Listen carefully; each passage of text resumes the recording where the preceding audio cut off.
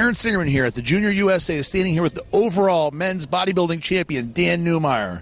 Dan, we did the pre-interview. You said you had planned this one out. You weren't going to hold any water this time. The plan came to fruition. You win the overall champion. How does it feel?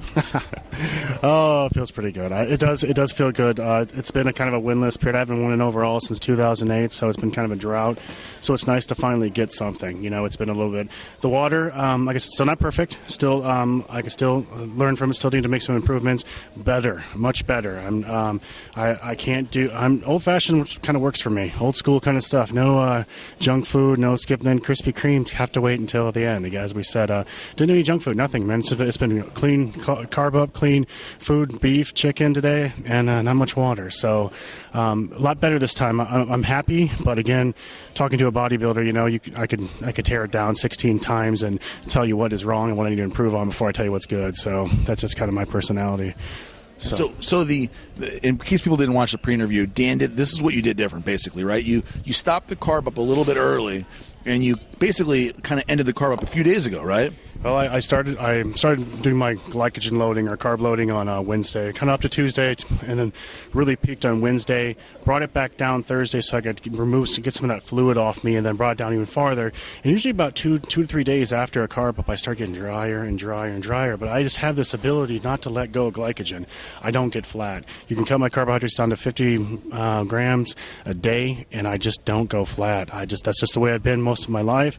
Thankful for it. I can't carb up too heavy. When I carb up too heavy, then I spill heavy, and then it's there, and it takes a long time to get rid of or drop that fluid to get that dry look again. So a little bit different this time, and I liked it. I liked it a lot better, and something I'm going to probably work with in the future in terms of my body. Well, at least this year, I should say, because who knows what change. Let's talk about the future, okay? Everybody, when you win a show like this, everybody wants to know what's next, right? You mentioned to me that you were going to go to Dallas, or potentially go to Dallas, start a doctorate program, right? Yes. So now that you've won, I know we talked to your wife earlier, and I know you're excited about doing that. Does that change the plans any?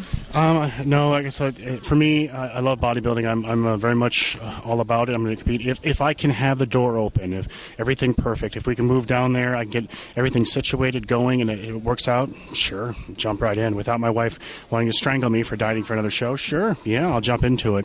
That doesn't bother me. I can balance a lot of things in my life. It's just the fact of moving and doing all the stuff.